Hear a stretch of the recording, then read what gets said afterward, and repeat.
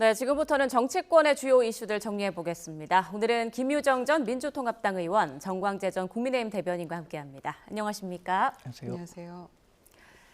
네, 이재명 대통령이 오늘 취임 후 두 번째 시정연설에 나섰습니다. 국민의힘 의원들은 어제 특검이 추경호 전 원내대표에 대해서 구속영장을 청구한 데 반발하며 불참했는데요. 화면으로 함께 보겠습니다.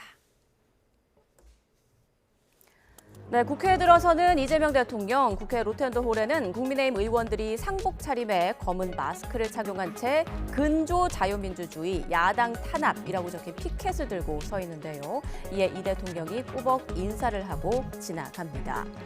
시정연설 전 이 대통령은 국회의장 접견실에서 우원식 국회의장 등과 환담 시간을 가졌는데 이 자리에서 이 대통령은 조희대 대법원장과도 웃으며 악수를 나눴고요.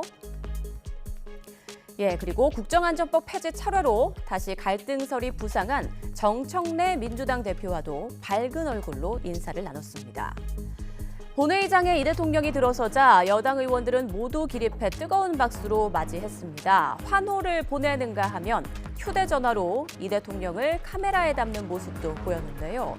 대통령은 큰 환호에 흐뭇해하면서도 텅 빈 국민의힘 의원석을 가리키며 아쉬움을 내비쳤습니다.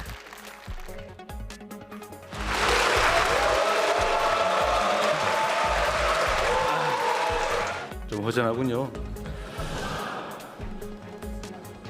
네, 이 대통령은 20여 분간 2026년도 예산안 시정연설을 진행했는데요. 에이펙 정상회의의 성과를 밝힌 데 이어 인공지능이라는 단어를 28번 정도나 언급하며 인공지능 시대를 열겠다는 의지를 거듭 밝혔습니다. 시정연설 직후 정청래 민주당 대표는 자신의 SNS에 에이펙도 A급이고 시정연설도 A급이라며 이 대통령을 추켜 세웠습니다. 자, 오늘 시정연설, 민주당에서는 박수와 환호가 쏟아졌지만 국민의힘은 침묵 시위를 이어갔습니다. 오늘 좀 상황 어떻게 보셨습니까? 어떻게 보면 이재명 정부 출범 후 첫 예산에 관련된 시정연설이었잖아요. 지난 6월에는 추가 경정 예산안이었기 때문에 그래서 AI 시대에 100년을 열어가는 어떤 첫 예산안에 대한 아주 친절한 설명을 곁들인 그런 내용들이 한 20여 분이 이어졌는데요. 네. 특히 박정희 시대의 어떤 산업화 고속도로, 김대중의 정보화 고속도로, 그리고 우리가 앞으로 나아가야 할 AI 고속도로에서 미래 성장 동력을 같이 만들어 나가자, 뭐 이런 취지의 이야기들이 가장 좀 인상 깊게 남았던 것 같은데요. AI를 빼고는 향후에 국가의 성장 동력을 논할 수 없다라는 그런 전제가 깔린 예산안 설명이었다고 생각하고요. 그런 점에서 AI 예산이 뭐 10조 1천억 원이고 R&D 예산 지난 정권에서 너무 많이 깎였는데 굉장히 어려움이 많았죠. 그래서 대폭 인상해서 19% 인상해서 35조 4천억이었던가요? 이제 그거 포함해서 저는 뭐 지방 균형 발전을 위한 예산이랄지 뭐 민생, 복지 전반적으로 국민의 정말 그 민생을 살피는 그런 예산안들로 잘 짜여져 있다고 생각하고요. 특히 불효불급한 예산은 미리 선제적으로 대폭 삭제한 점, 27조 가까이 이제 그런 것들도 저는 야당에게 이만큼 정부가 노력했다라는 어떤 소구력이 있는 그런 내용이었다고 생각하고요. 다만 국민의힘에서 작년에 윤석열 전 대통령도 시정연설을 보이콧했었고 이번에는 야당과 소통 많이 하고 있지 않나요? 이재명 정부 들어서 대통령이 여러 차례 만나면서 많은 노력을 해왔던 것 같은데 불통의 대통령도 아니고 예산안을 가지고 이렇게까지 했어야 됐나 그런 생각 때문에 굉장히 좀 아쉬움이 컸고요. 아직도 국민의힘은 갈 길이 멀었다라는 그런 생각도 아울러 하게 됐습니다. 자, 앞서 이재명 대통령의 말을 좀 정리해 주셨습니다. 박정희처럼 AI 고속도로 깔겠다 이런 말도 했는데요. 자, 말씀 나누는 중에 지금 특검에서 속보가 들어왔습니다. 추경호 국민의힘 전 원내대표에 대한 체포동에서 오늘 법무부에 송부할 예정이다라고 밝혔습니다. 앞서 어제 특검에서 추경호 전 원내대표에 대한 구속영장을 청구했죠. 이와 관련해서 오늘 국민의힘에서 오늘 시정연설 보이콧을 선언하기도 했는데요. 오늘 중에 특검에서는 법무부에 송부할 예정이다라고 밝혔습니다. 자, 국민의힘 불참. 뭐 말씀드린 것처럼 추경호 전 원내대표에 대한 구속영장 청구에 반발하는 의미였는데 네. 장동혁 대표는 이제 전쟁이다. 이번이 대통령의 마지막 시정연설이 돼야 한다. 이런 말까지 했더라고요.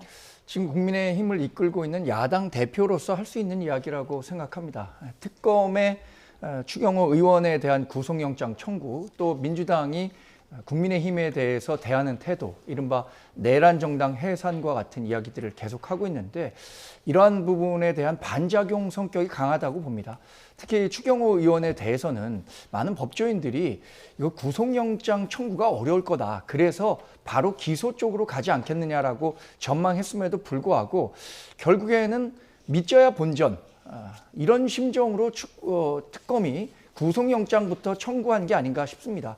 그러니까 법리적으로 충분히 내란을 공모했거나 중요 임무 종사라고 볼 수 없음에도 불구하고 일단 구속영장을 청구해서 구속영장이 기각되면 우리는 최선을 다했지만 이거 사법부에서 기각한 거다. 그러니까 오히려 민주당이 얘기하고 있는 것처럼 사법부에 대한 개혁이 필요하다라는 명분을 쌓기 위한 정치적 구속영장 청구다 이렇게 보고 있기 때문에 장동혁 대표로서는 상당히 강경한 모습을 보일 수밖에 없었다고 생각하고요.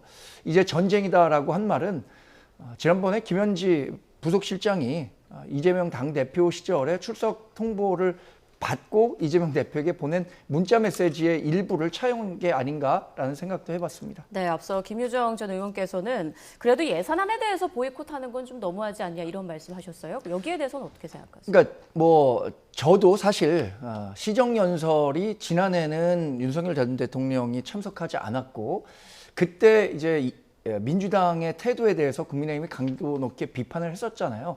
그래서 추경호 전 의원에 대한 구속영장 청구와는 별도로 예산안 시정연설에는 참여해서 거기에서 정당한 의견을 표출하는 게 좋았을 것 같다는 생각은 개인적으로 합니다만 네. 당을 이끌고 있는 사람 또 원내 지도부의 생각은 달랐기 때문에 그에 대한 존중을 당 소속 의원들이 해주지 않았나 이렇게 생각해 봅니다. 네, 앞서 특검에서는 추경호 전 원내대표에 대한 체포동의서 오늘 법무부에 송부할 예정이다라고 밝혔는데 추경호 의원이 이제 현역 의원이기 때문에 국회 동의가 필요하지 않습니까? 그런데 오늘 불체포 특검 포기 의사를 밝혔어요. 그 이유는 뭐라고 보세요? 아무래도 그 의원 구성비가 민주당이 또 압도적으로 많기도 하고요. 또 그에 앞서서 그 국민의힘 의원들이 선제적으로 지난 총선 때 불체포 특검 포기 각서에 다 서명을 한 바가 있잖아요. 예. 그러니까 추경호 의원도 마찬가지였고요. 그런 점에서 당당하게 임하겠다 이렇게 얘기를 했던데 지난번에 권성동 의원이 그 불체포 특권 관련해가지고 표결했을 때 국민의힘 의원들은 다 본회의장을 떠나고 본인은 남아서 찬성 표결을 해달라라고 하면서 본인 직접 투표하고 또 기표한 걸 보여주기도 하고 했잖아요. 그래서 이번에 추경호 의원은 어떤 태도를 보일 것인가 일단 본인은 당당하게 포기하겠다라고 얘기는 하고 있는데 아마 그 전철을 밟지 않을까 이렇게 생각을 하고요. 예. 뭐 그 긴박했던 계엄 날 너무 석연치 않은 구석들이 많았기 때문에 저는 뭐 지난번에 원내 행정실이나 뭐 원내 그 대표실 그 직원들 압수수색 다 했었잖아요. 핸드폰 이런 거. 거기에서 또 뭔가 특검에서 주목할 만한 증거가 나왔을 수도 있는 것 같고요. 안철수 의원 같은 경우에는 계속 의총 장소가 변해서 오락가락해서 실제로 표결에 참여하지 못했다라는 얘기도 하고 있기 때문에 또 정무석, 뭐 총리, 뭐 대통령 전화 다 받고 그 이후에 여러 가지 상황들이 있었고 의총 장소 뭐 1시간 내에 막 서너 번 왔다 갔다 한 것은 말할 것도 없거니와 정작 중요한 건 본인은 국회 본청에 있었으면서도 표결에 참여하지 않았던 것, 그 불법 계엄을 해제할 수 있는 유일한 방법이 의원들이 본회의장에서 해제 의결하는 길뿐이었는데 거기에 참여하지 않고 관망하듯이 그 본청 안에 있었다는 것, 이런 것들은 상당히 의심할 만한 대목이 많기 때문에 예. 중요 임무 종사자로 특정을 했던 것이고 영장을 청구하지 않았나 싶어서요. 향후 어떻게 될지 일단 국회 통과는 뭐 불문가지인데 어떻게 될지는 좀 주목해봐야 될 것 같습니다. 네, 추 의원의 구속 여부 그리고 앞으로 정치권에 미칠 파장까지 좀 두고 봐야겠습니다. 자, 다음 이슈로 넘어가 볼게요. 민주당이 재임 기간 대통령의 재판을 멈추는 재판중지법 최우선 처리를 예고한 뒤 하루 만에 전면 백지화했죠. 관련한 정치권 목소리 듣고 관련 대담 이어가겠습니다.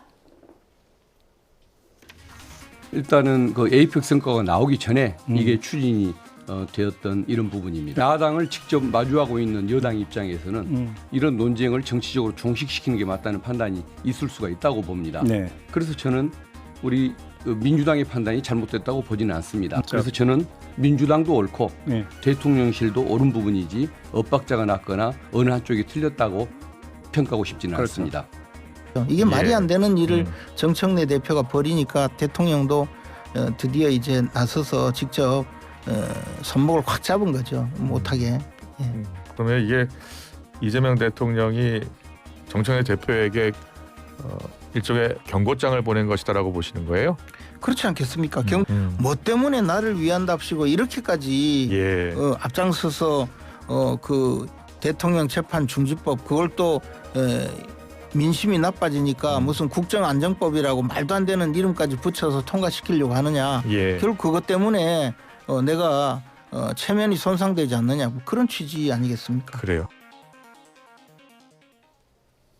네, 하루 만에 이루어진 전면 백지화를 놓고 여러 가지 해석이 나오고 있는데 이른바 이 대통령과 정청래 대표 사이 갈등, 명청 갈등이 또 다시 부상하고 있는 그런 모양새입니다. 오늘 시정 연설 전 두 사람이 이제 악수하면서 웃는 그런 모습도 포착됐는데요. 지금의 상황 좀 어떻게 해석해야 될까요? 일단은 소위 재판중지법은 이제 제동이 걸린 거죠. 예. 그래서 강훈식 비서실장이 설명한 바대로 이미 재판은 중단이 되어 있고 사법부에서 뭔가 추가적인 징후가 발견되지 않는 그런 상황에서 민심에 역행하는 이런 일은 자제하는 게 좋겠다. 저는 그렇게 읽었거든요.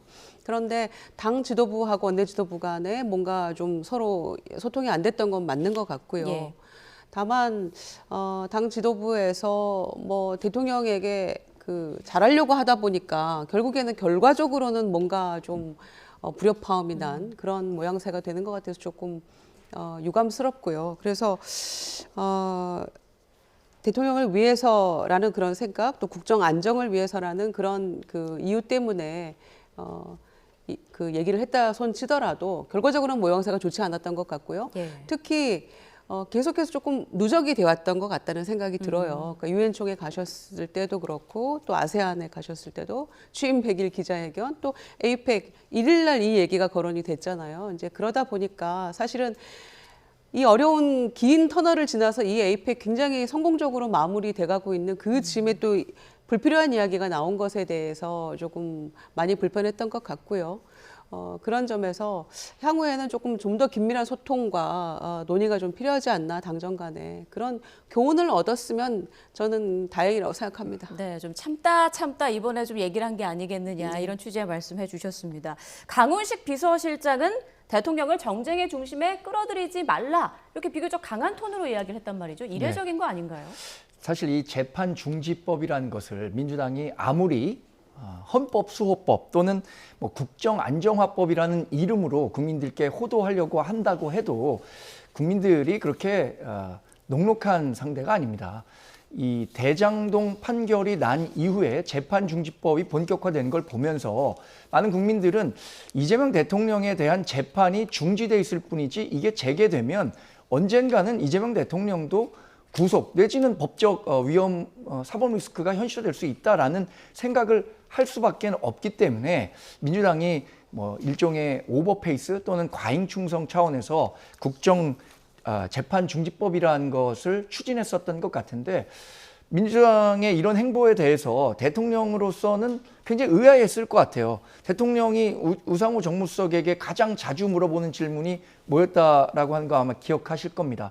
당이 왜 이런 결정을 했는지 모르겠다. 이렇게 의아해하신다고 했는데 이번에도 대통령은 본인이 생각하는 것과 당이 생각하는 것이 완전히 다르다라고 생각했기 때문에 아마 비서실장을 통해서 당에 제어를 했다고 생각하고 대통령을 정쟁의 한가운데 세우지 말아달라 이런 얘기는 사실 대통령이 논란이 될 만한 소지의 이야기들을 많이 하고 있기 때문이고 사법 리스크가 엄정하기 때문이죠.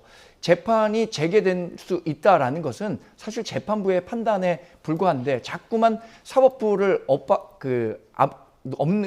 억누르고 그리고 또 겁박하면서 재판을 재개하지 못하게 한 것에 대한 그 국민적 평가가 있기 때문에 이재명 대통령에 대한 사법 리스크가 존재하는 겁니다. 예, 자 앞으로 명천 갈등이 계속 또 논란이 될지 아니면 좀 수습이 될지 이 부분도 지켜봐야 될 것 같고요. 자, 한동훈 전 국민의힘 대표는 만약에 이 대통령 재판이 재개될 경우에는 이 대통령이 계엄 선포를 할 가능성이 있다 이런 말도 하기도 했는데, 자 어제 윤 전 대통령 내란 우두머리 혐의 재판에서도 한동훈 전 대표 이름이 나왔습니다. 바로 곽종근 전 사령관의 폭로에서 나온 건데요. 잠시 그 내용 들어보시죠.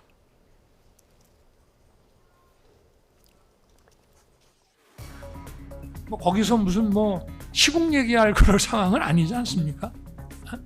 그래 말씀하시니 제가 지금까지 말을 못했던 부분을 하겠습니다.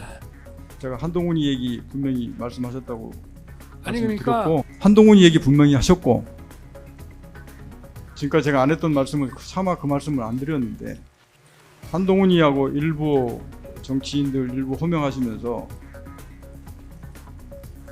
당신 앞에 잡아오라 그랬습니다. 당신이 총으로 쏴서라도 죽이겠다고 했습니다.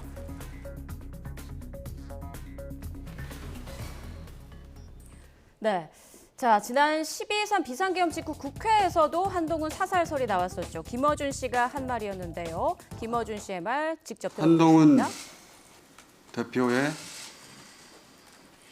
사살은 북한의 소행으로 몰기 용이한 여당 대표이고, 네, 김어준 씨는 지난해 12월 국회 과방위 현안 질의에 참고인으로 출석해서 정치인 암살조를 비롯한 계엄 세력의 공작에 대한 제보를 받았다라면서 관련 내용을 증언했는데요. 당시 민주당조차 김 씨 주장의 신빙성이 떨어진다고 결론 내리며 일단락됐습니다. 그런가 하면 한동훈 전 대표는 어제 곽종근 전 사령관의 증언이 알려진 뒤 SNS를 통해 참담하고 비통하다고 심경을 밝혔는데요. 지난해 10월 1일 무렵은 의료 사태 해결, 김건희 여사 비선에 대한 단속, 또 김 여사에 대한 특별감찰관 임명을 비공개로 요청하고 있을 때라고 설명했습니다.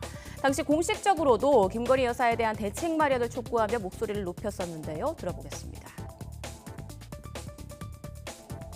첫째, 김 여사 관련 대통령실 인적 쇄신 반드시 그리고 시급하게 필요합니다.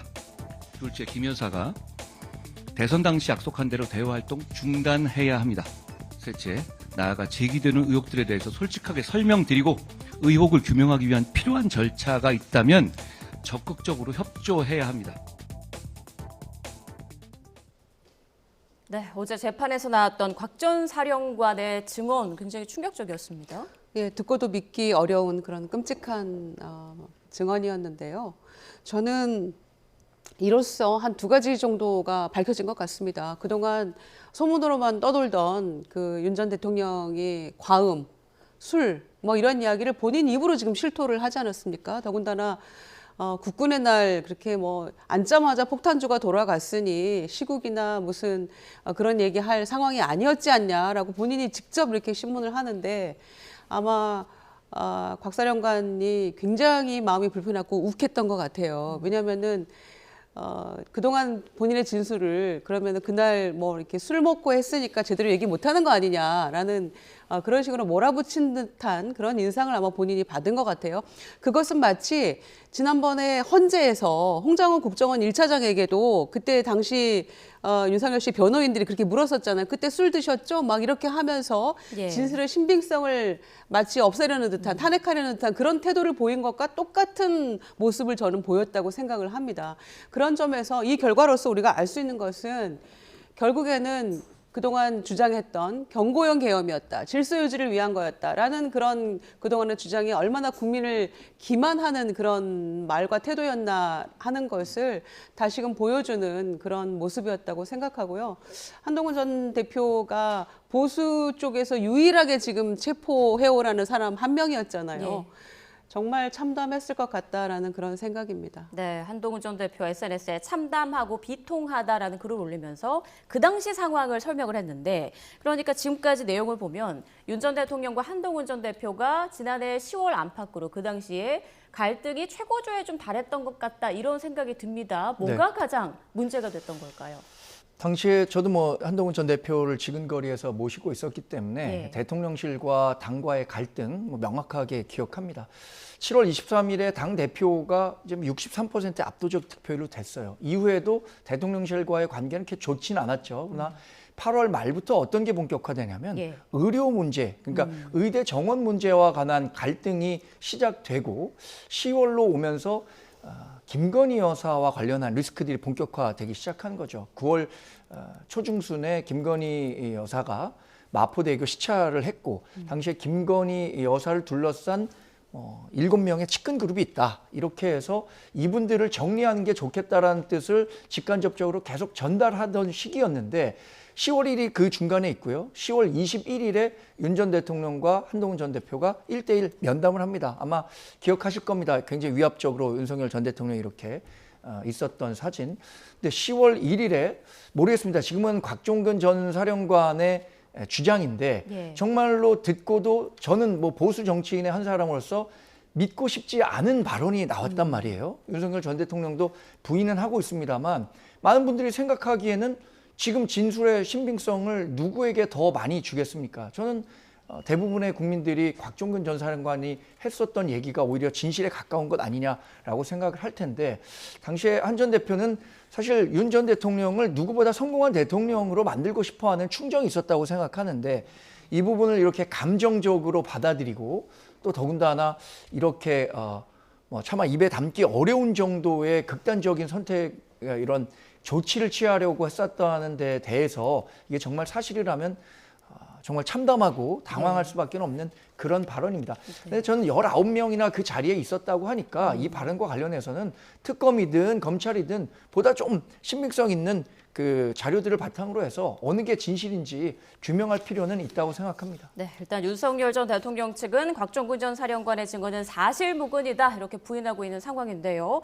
앞으로 곽종근 전 사령관의 그 증언이 재판에는 또 어떤 영향을 미칠지도 계속 또 지켜봐야겠습니다. 두 분과는 여기서 인사 나누겠습니다. 김유정 전 민주통합당 의원, 정광재 전 국민의힘 대변인과 함께했습니다. 고맙습니다.